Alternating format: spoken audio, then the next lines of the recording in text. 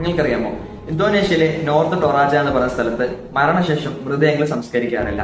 പകരം സുഗന്ധദ്രവ്യങ്ങളും രാസവസ്തുക്കളും ഉപയോഗിച്ച് എംബാം ചെയ്ത് സൂക്ഷിക്കാറാണ് പതിവ്. അതായത് ഈജിപ്തുകാര് മമ്മി സൂക്ഷിക്കുന്നത് പോലെ.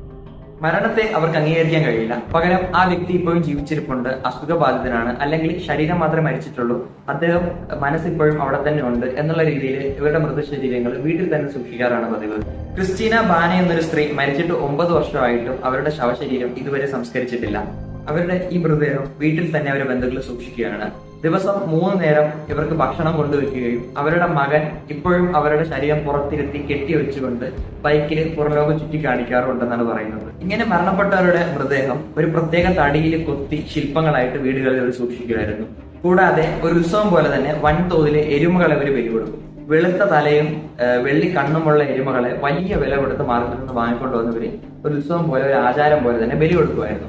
ഇങ്ങനെ ഈ വെളുത്ത തലയും വെള്ളി കണ്ണുമുള്ള എരുമകൾക്ക് പണത്തെക്കാൾ വളരെ മൂല്യമായിരുന്നു. ഏതാണ്ട് അവിടെ ഒരു ടൊയോറ്റ അവാൻസ കാറിന്റെ വില വരും ഇങ്ങനെ ഒരു എരുമ വാങ്ങാനായിട്ട്. ഇന്ത്യൻ മണിയിൽ പറയുകയാണെങ്കിൽ ഏകദേശം 6 ലക്ഷത്തോളം വിലയുണ്ട് ഇങ്ങനെ ഒരു എരുമയ്ക്ക്.